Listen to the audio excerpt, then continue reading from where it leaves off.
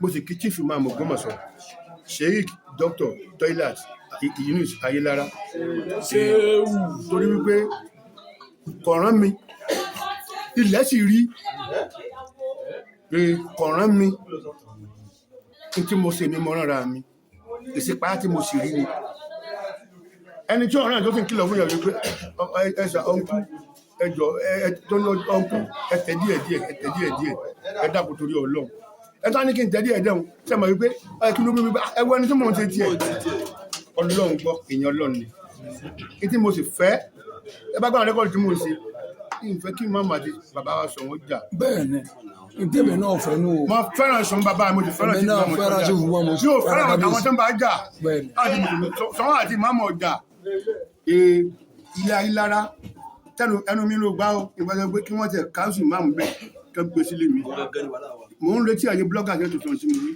mò ń retí ní gangan tó bá dùn ẹni kò ní lọ́rọ̀ bá fi lóòótọ́ la yẹ ìmáàmù àfin ẹ máa ń wáyé bẹ́ẹ̀ ìdàlódé lórí dòwe ìdàlódé lórí dòwe yóò wá parí ojú ọ̀wà tèké ojú ọ̀tá bínú ẹni ojú ọ̀tí àwọn ọ̀dàlẹ̀ àwọn amúgbòmọ̀ràwé àwọn dàdà ń gbọ́ ní I repeat myself ibi olẹ́wà fojú sí nígbà tí Muslim àgbáyé bá parí ìjà pẹ̀lú bàbá mi àti Toilat Ayélára kọ̀ wá tán ògbúrù tó wà bọ́nú mi ẹ fọ kánú ẹ lé ẹ níbà ẹ jẹ tó bá gbé eyín ọkàn yín èmi tí ẹ ti ń lé yín sadakọ́rọ́ wọnú àdó mo lé ju yín lọ ẹ lè dá mi mú ọ̀rọ̀ mi ò tó bá lọ. ẹ ṣe gan wàwá mi.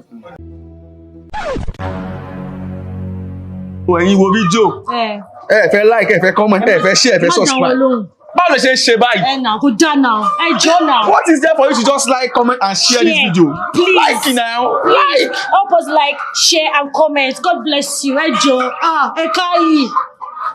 àǹtí èkó náà gbé wá sí bó tí yóò lágbára àwọn ènìyàn kàn ń wó ìlàtẹ̀ kan.